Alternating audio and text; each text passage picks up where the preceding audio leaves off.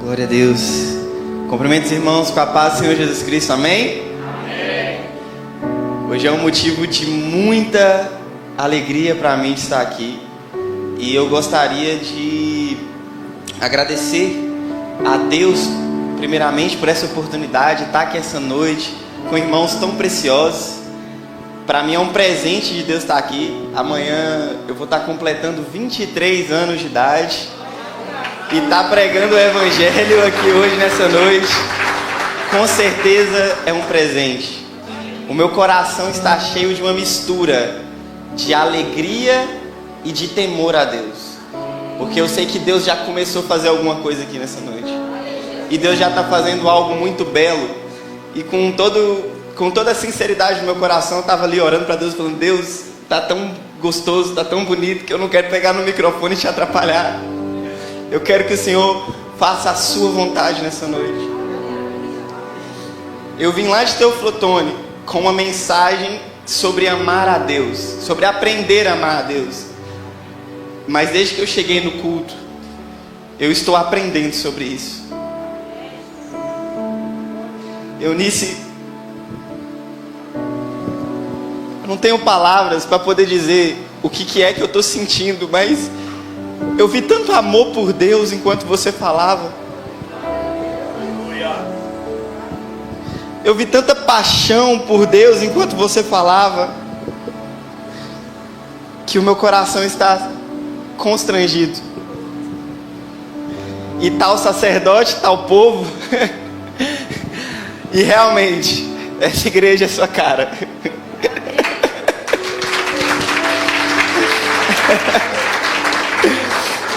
Glória a Deus, aleluia, meus irmãos. Irmãos, eu vou iniciar essa mensagem com a leitura do texto lá em Deuteronômio, no capítulo 6.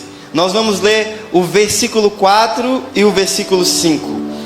E eu vou estar lendo alguns textos das Escrituras juntamente com vocês, para a gente aprender sobre esse tema de amar a Deus. Nós sabemos que é muito falado sobre o amor de Deus por nós. E nós sabemos que Deus nos ama infinitamente. Mas hoje eu gostaria de falar sobre essa resposta que nós damos a Deus, sobre o nosso amor para com Ele, sobre amar a Deus com todo o nosso coração.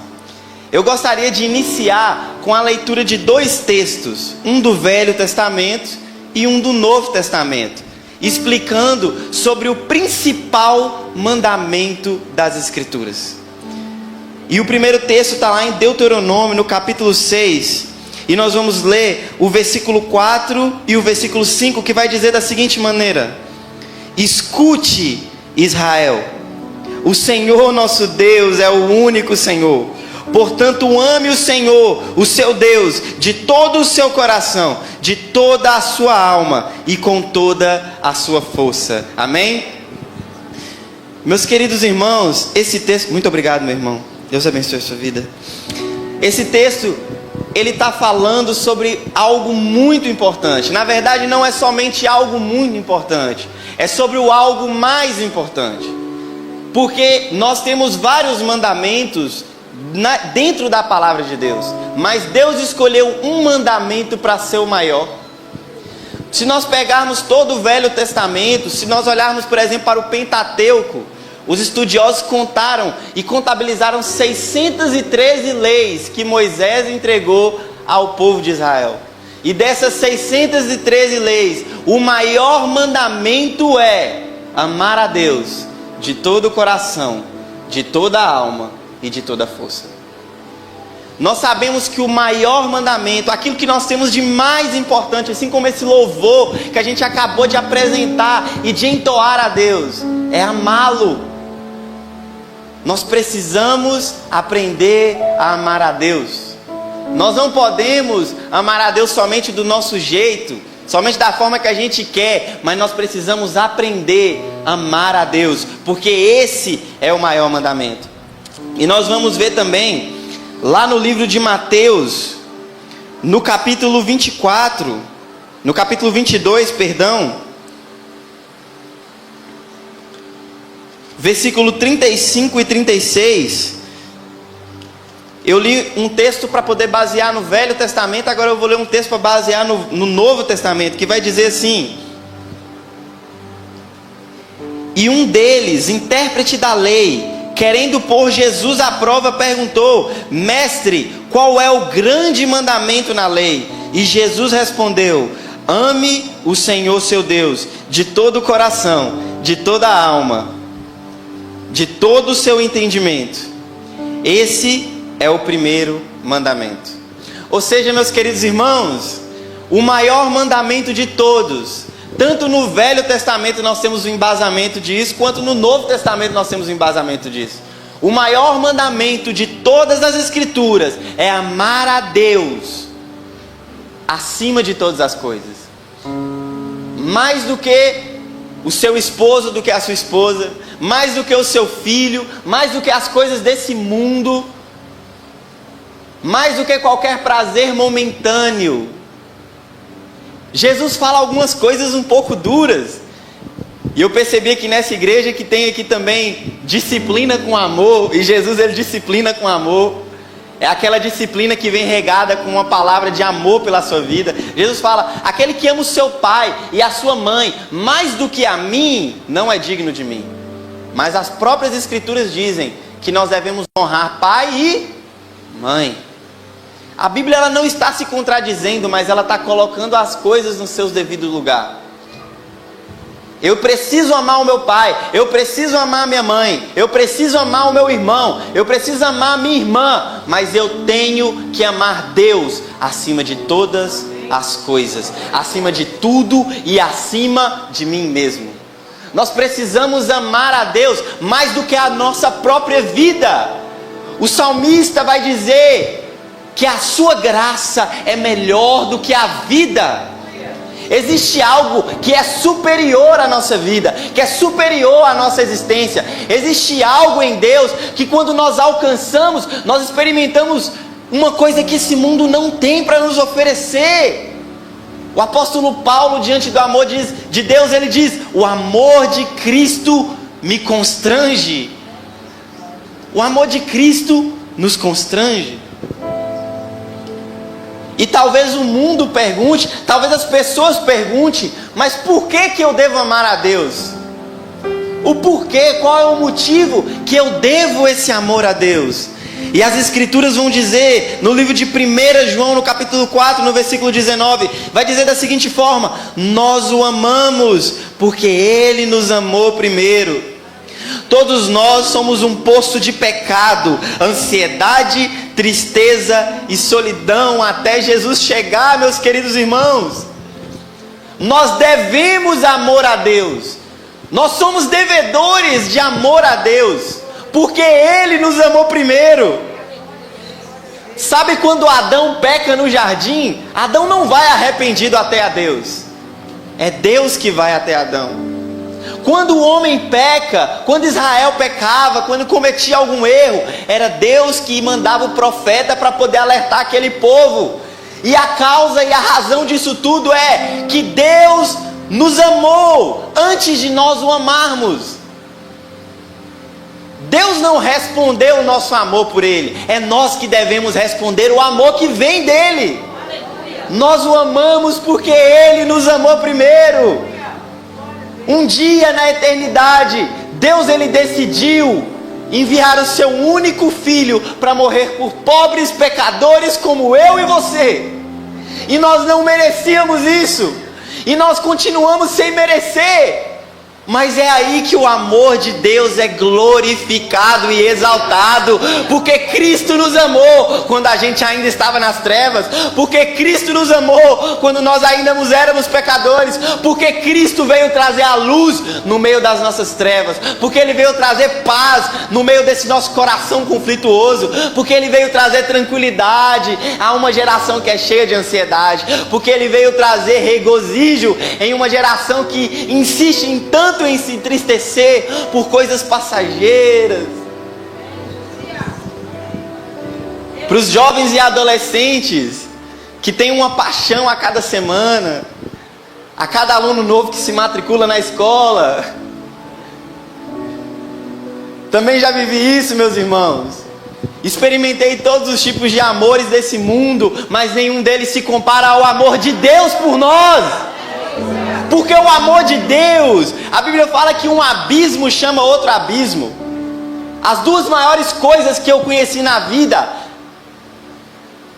Em segundo lugar, vem a pecaminosidade do coração humano. Quando a gente conhece o nosso próprio coração, a gente entende que a gente é mau, que a gente é pecador, que nós somos grandes pecadores, que existe um abismo de falha dentro de nós, que existe um abismo de pecado e de solidão dentro do ser humano, de modo que ele pode experimentar os prazeres do mundo, de modo que ele pode ir para uma festa, que ele pode se embriagar, que ele pode fazer o uso de drogas, mas quando ele chegar lá no quarto dele e colocar a cabeça no travesseiro, a consciência vai pesar, o coração vai estar vazio, vai ser como um lugar vazio, cheio de teias de aranha, cheio de solidão, um lugar sujo. É isso que o pecado fez com o coração do homem. E essa é a segunda maior coisa que eu conheci na minha vida. Porque a maior de todas elas foi o amor de Deus que entra naquele lugar onde a solidão está. Foi o amor de Deus que entra no coração daquele pecador e transforma aquele coração entristecido em um coração alegre em sua presença. Nós temos algo grande demais, que é o amor de Deus por nós. E o amor de Deus, ele vem nos constrangendo e nos constrangendo, e nos ensinando e nos ensinando, e nos educando a amá-lo cada vez mais. A cada dia que se passa, nós somos ensinados a amar a Deus. Em cada situação na nossa vida, nós somos ensinados e doutrinados em amar a Deus. E esse amor dele perdoa os nossos pecados. A Bíblia fala: bem-aventurado o homem que tem os seus pecados perdoados. Gente, escuridão é uma coisa ruim, mas quando a luz resplandece na escuridão é algo belo. O conflito entre irmãos é uma coisa ruim, mas isso não acontece aqui, né, pastor Clóvis? Ninguém aqui briga, ninguém aqui nunca teve uma confusãozinha com o irmão. Todo mundo é da paz, graças a Deus. E a confusão, ela é uma coisa ruim, mas a reconciliação é algo mais belo do que o conflito. O conflito é algo feio, mas a reconciliação é algo belo. Então, se existe um conflito, ele só existe para a glória de Deus. Porque se você é um filho de Deus, uma filha de Deus, você vai reconciliar esse conflito, você vai perdoar quem precisa de perdão, você vai dar amor para aquela pessoa que te deu ódio, e dessa forma Deus vai ser glorificado, e assim você vai estar manifestando o seu amor por Deus. Amém, meus irmãos? Está todo mundo feliz ainda? Vamos continuar felizes até o final. Ao invés de solidão, somos abençoados com a mais doce e sincera comunhão do Espírito Santo. Meus irmãos, como eu falei para vocês, eu havia experimentado já amor de irmão, amor de mãe, amor de família, mas esse amor ele é insuficiente para satisfazer a plenitude do nosso coração, porque o coração do homem é algo profundo demais. Eu duvido uma pessoa que levanta e fala assim: eu tenho domínio completo sobre o meu coração. Tem nada, cara. A gente é enganado. Enganoso é o coração do homem. Às vezes você pensa que você está bem, no outro dia você acorda mal. E aí o coração do homem é uma coisa complicada. Mas a comunhão com Deus é algo tão doce. É algo que transforma a nossa forma de viver. O amor de Deus, ele nos transforma de uma forma tão gloriosa.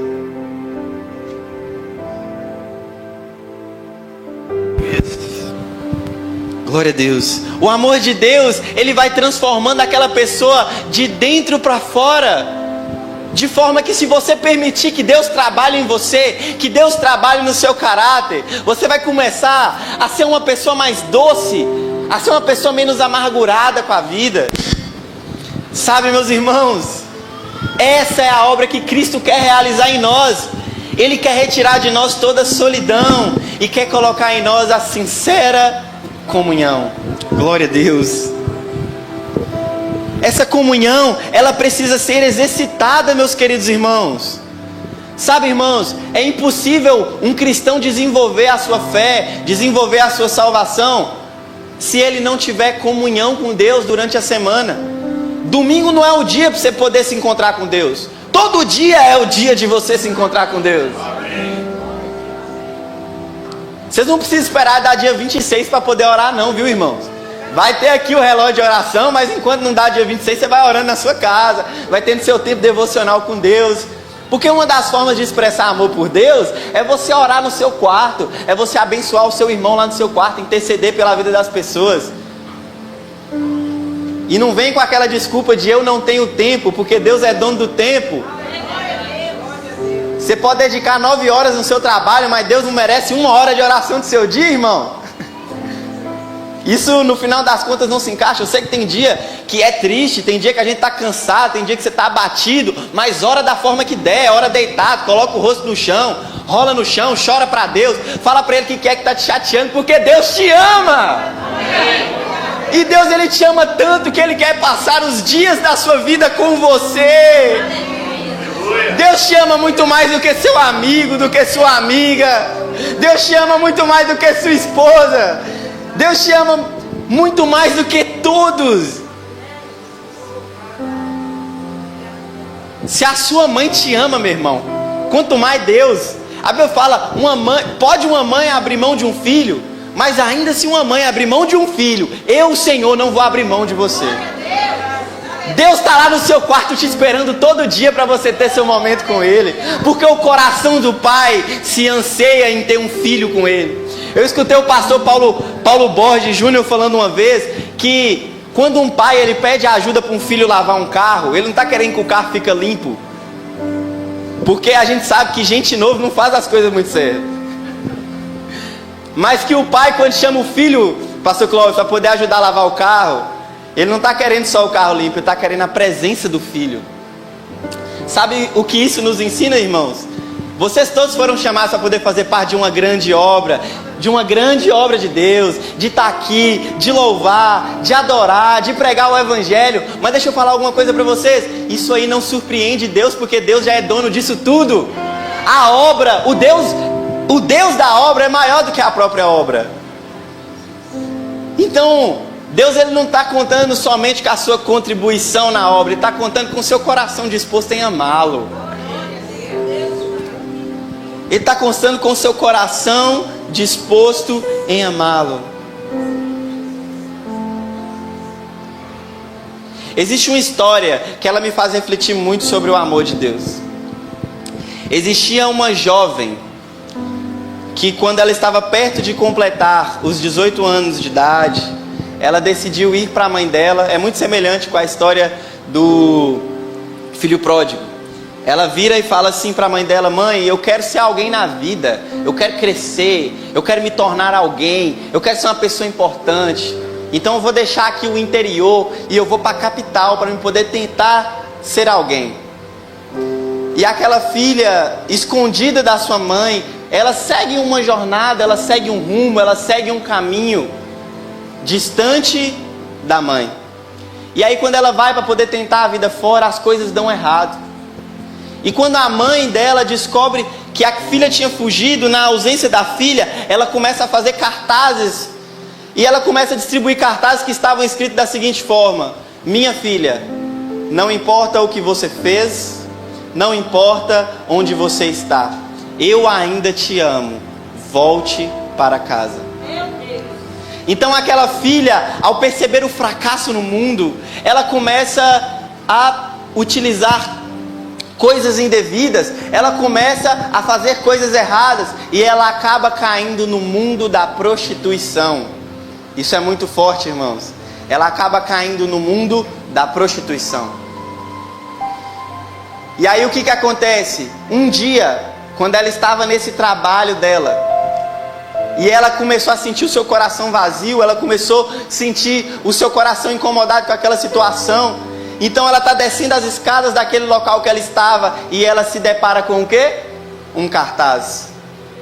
E o cartaz estava escrito assim: minha filha, não importa o que você fez, não importa onde você está, eu ainda te amo, volte para casa. Meus queridos irmãos, Nós somos essa mulher dessa história. Quantas vezes nós nos afastamos de Deus? Quantas vezes nós não desonramos a Deus? Quantas vezes nós não fomos para longe da presença do Pai, deixando aquele lugar de conforto e fracassamos longe dele? Mas existe um cartaz de Deus, que estão as sagradas escrituras. Existe um cartaz de Deus que está dizendo para os seus filhos: não importa o que você fez, não importa onde você está, eu ainda te amo. Volte para casa. Volte para a presença daquele que nunca te abandonou. Volte para a presença daquele que sempre te amou.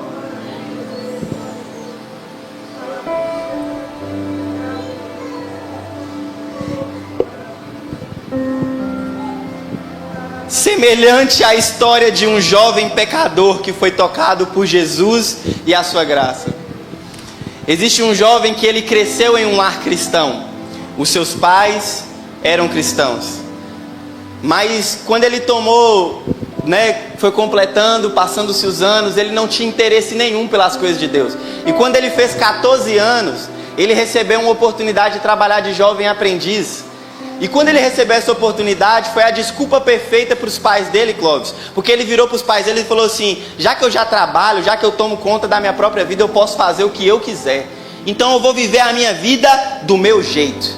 Um jovem rebelde, indoutrinado, desobediente.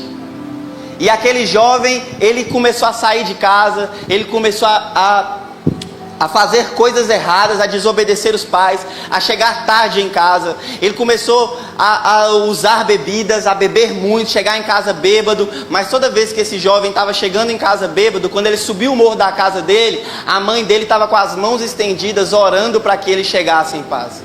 Enquanto aquele jovem estava desfrutando do mundo, a mãe dele estava orando pela vida dele, para que Cristo tivesse misericórdia da vida dele.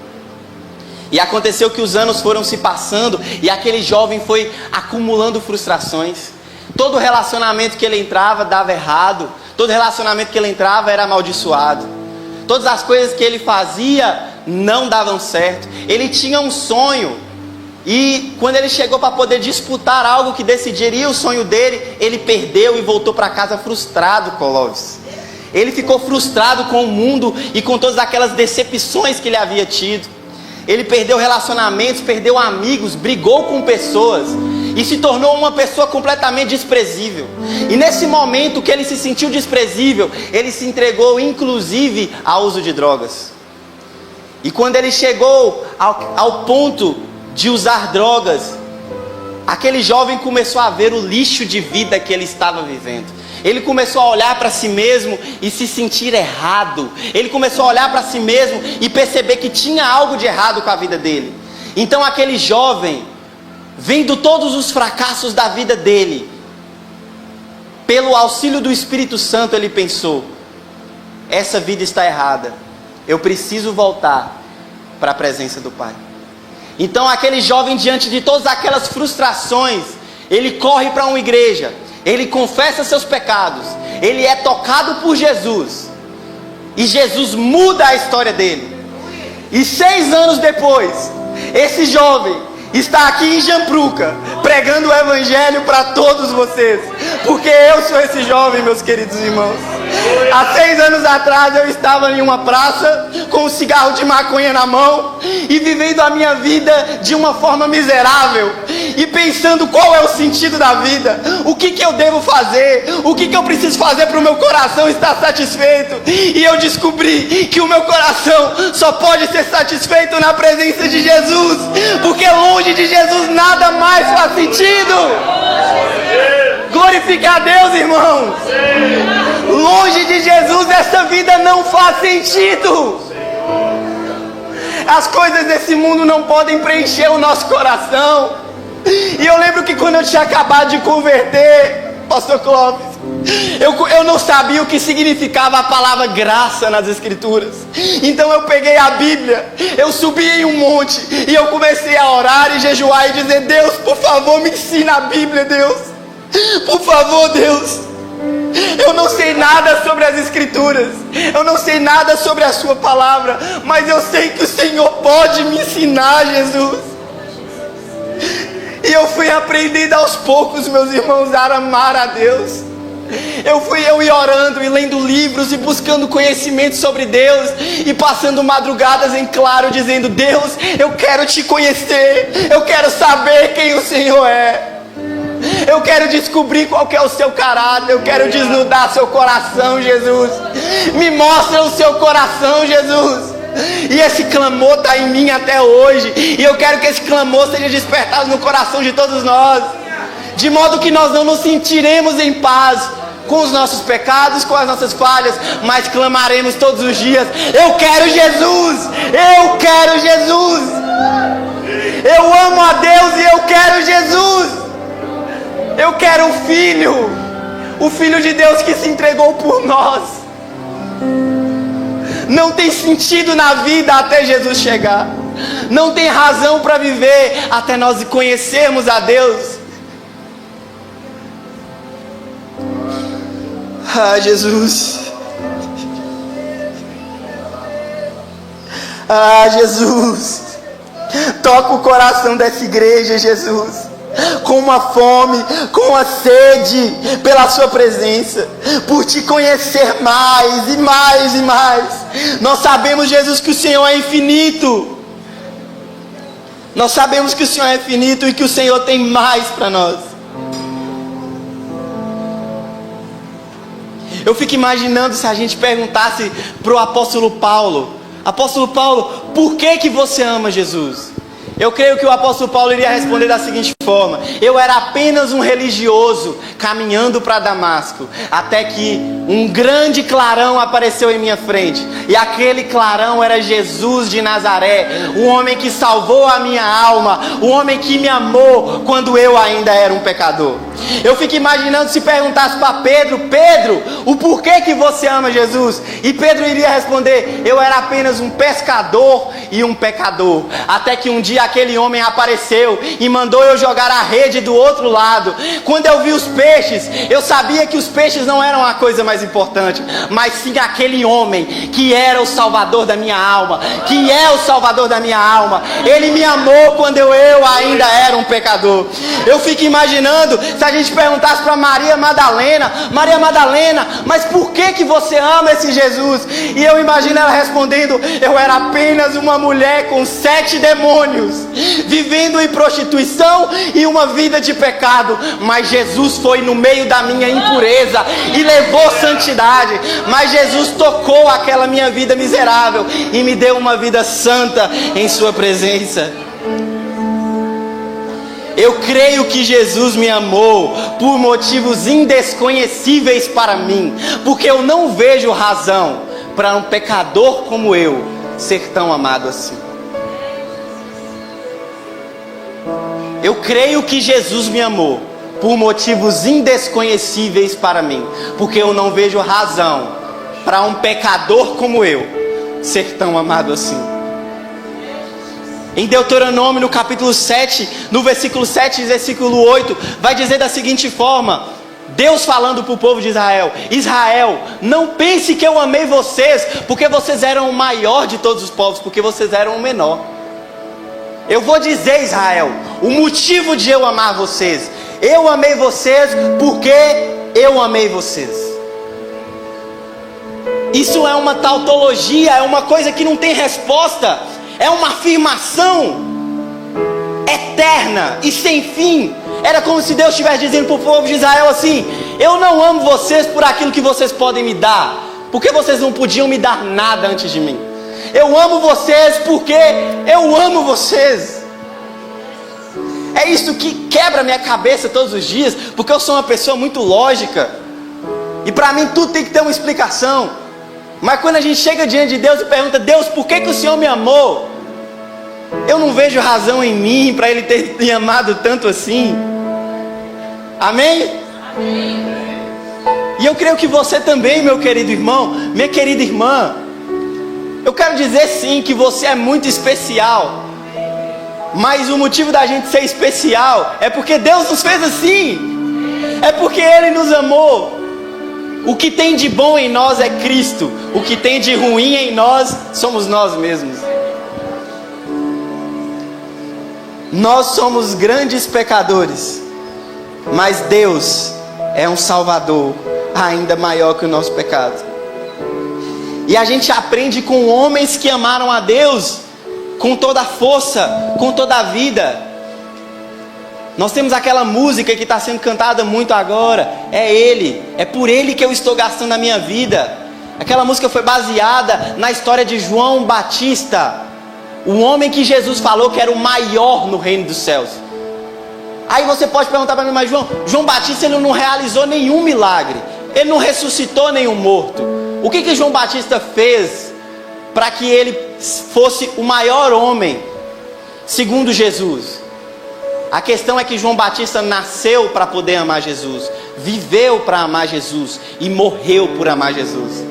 O viver de João Batista era Cristo, o morrer de João Batista é lucro, foi lucro. Ele teve a cabeça servida em um banquete. O homem que não participava de banquetes teve a cabeça servida em um banquete. Ele entregou a vida dele porque ele amava Jesus demais. E ele falava assim, era como se João Batista pensasse: olha, não vale a pena para mim viver negando o homem pelo qual eu vivi a minha vida. Então, se for preciso, eu vou morrer por ele. João Batista foi um exemplo que nós temos de como viver amando a Deus. Enquanto o povo se prostituía naquela festa de Herodes, João Batista encarcerado, ele não temeu, ele anunciou o pecado do Herodes. Ele falou a verdade do Evangelho, sem temer a própria vida, e entregou a vida por Cristo, por amor a Cristo. João Batista não era um homem rico, cheio de posses e cheio de bens. Era um cara com uma roupa de animal, 4 gafanhotos e uma colher de mel. O alimento dele era gafanhoto e mel silvestre. Ele vivia nos desertos porque ele gostava de se retirar para estar a sós com Jesus. Um homem que viveu a sua vida por Jesus. E hoje nós temos dificuldade de passar 2 horas em um culto, prestando atenção apenas na palavra, sem conseguir virar para o lado, conversar com o irmão, jogar a conversa fora, falar sobre coisa que não deve dentro da igreja. Isso só mostra, Pastor Clóvis, o quanto nós precisamos melhorar enquanto cristãos, o quanto nós precisamos amar mais a Deus. Amém? E o bom é que a gente tem o Espírito Santo nessa empreitada, porque se dependesse de nós, a gente não ia conseguir. A Bíblia fala lá em Romanos 8 que nós não sabemos orar como convém, mas o Espírito Santo intercede por nós com gemidos inexprimíveis. Então eu não vim aqui com uma mensagem para te desanimar, meu irmão, minha irmã. Eu estou aqui com uma mensagem para poder te dizer: o mesmo Jesus que te salvou vai te ensinar a amar Ele até o final. O mesmo Jesus que foi lá pagar aquele preço naquela cruz, derramou o Espírito sobre a sua vida, e esse Espírito enche a igreja, ensina a igreja, guia a igreja em toda a sua vida, em toda a sua devoção, em toda a sua doutrina. Glória a Deus. Que a gente seja violento em amar a Deus, como George Whitefield foi. George Whitefield foi um pregador que teve na Inglaterra no século 17.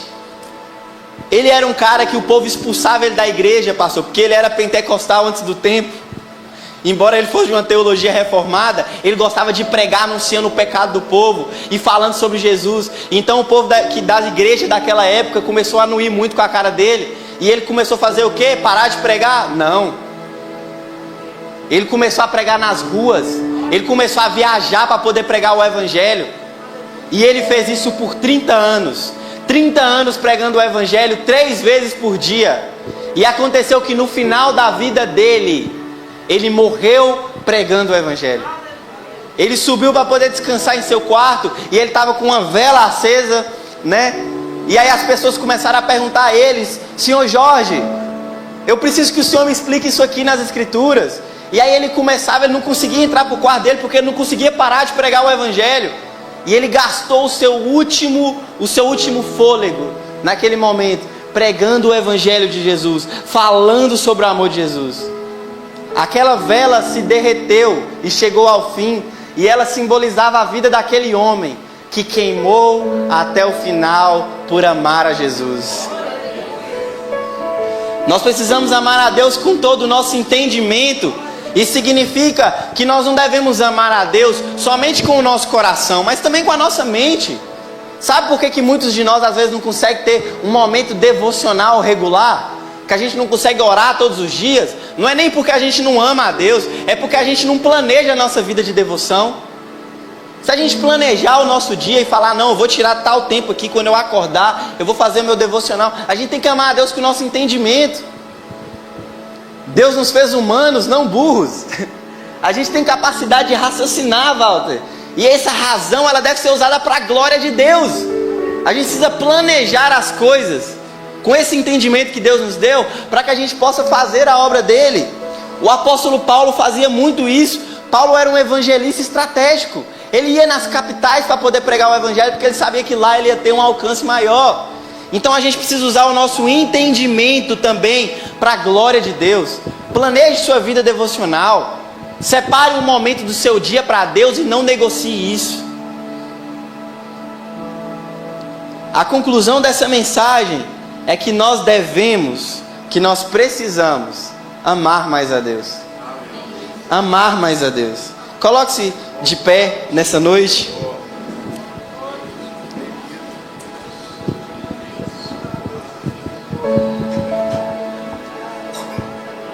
Aleluias.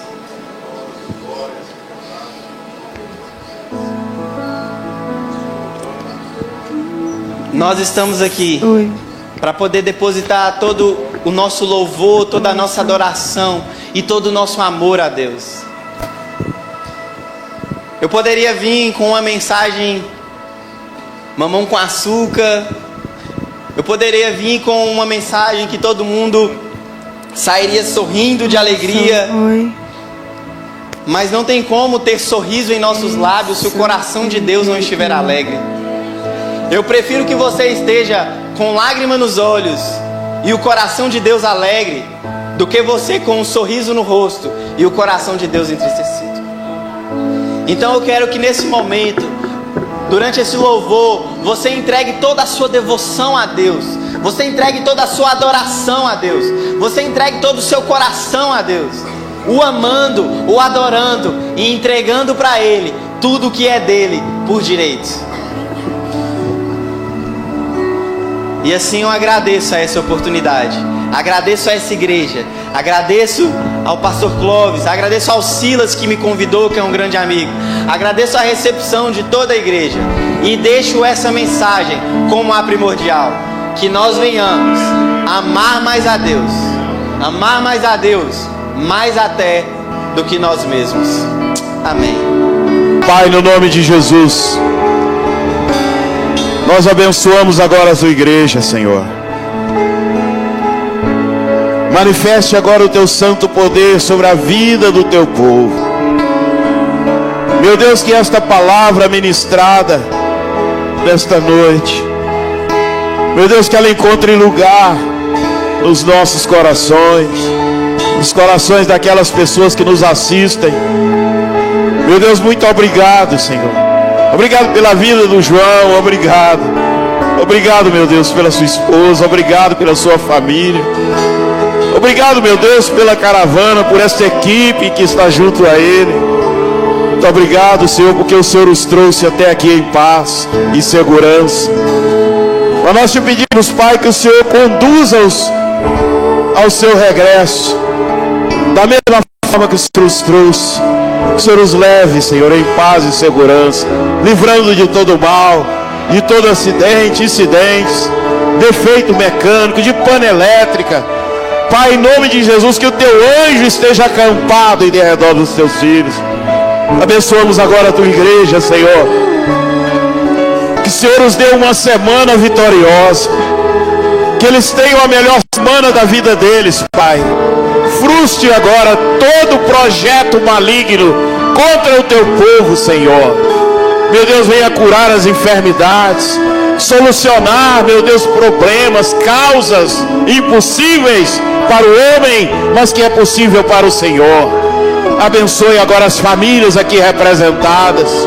Pai, no nome de Jesus, dá vitória ao teu povo nas viagens, no trabalho, na escola, na faculdade. Meu Deus, onde quer que eles encontrarem, que o Senhor esteja presente na vida deles. Agora, Senhor, que a graça salvadora de nosso Senhor Jesus Cristo, que o amor do Pai e as consolações do teu Santo Espírito reine agora e para todo sempre com esta igreja e com todo Israel de Deus. Que o Senhor te abençoe. Vão em paz. Viva a melhor semana da sua vida. E um beijo no seu coração. Aleluia! Glória a Deus! Aleluia! Aleluia! Aleluia!